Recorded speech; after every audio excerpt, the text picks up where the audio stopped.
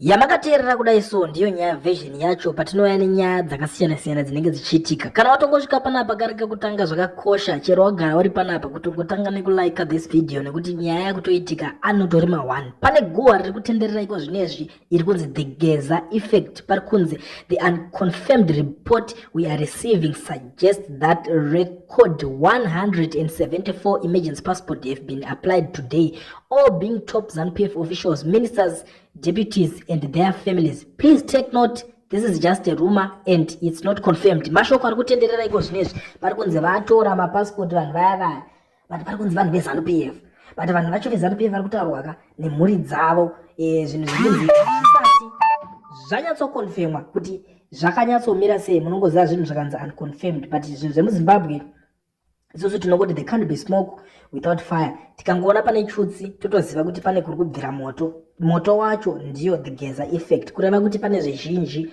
zvinenge zvichiitika, pane zvizhinji zviri kutora nzvimbo panguva yatitori ino hama dzadiwa.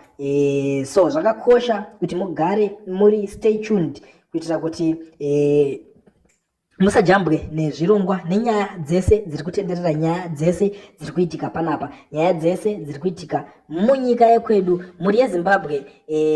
Munokuziziva iko zvinezvi kuti vamwe vacho vave kungoita zvese vanhu vanga vari kuriskava, saka vakangonzwa kunzi pakuda kungodzingwa munhu, vakangonzwa kunzi pane something chakuda kuitika kuna president wavo, vanotanga kuronga nekuti iko zvinezvi vanenge vakudzidza pane history kana kuti nhoroondo yezvakamboitika kumashure uko. Munoziva kuti vamwe vakazongomuka vatoke exile, vakavarairwa vasingazive, vamwe vakazongomuka vakungonzi vatove under house arrest. Saka iko zvinezvi isusu regedzai tingotarisa zvakuitika iko zvinezvi hazvichanzwisisike. Garai makatotenga data, garai makatogadzirira kuvhura maziso nekuti muchaona zvakawanda.